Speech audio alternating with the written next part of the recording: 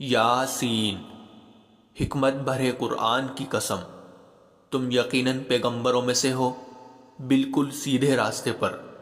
یہ قرآن اس ذات کی طرف سے اتارا جا رہا ہے جس کا اقتدار بھی کامل ہے، جس کی رحمت بھی کامل،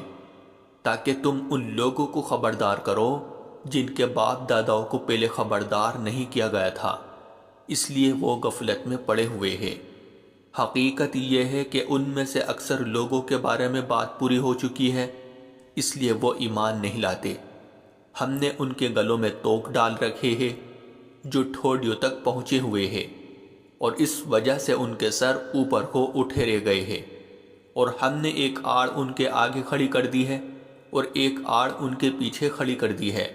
اور اس طرح انہیں ہر طرف سے ڈھانک لیا ہے، جس کے نتیجے میں انہیں کچھ سجائی نہیں دیتا۔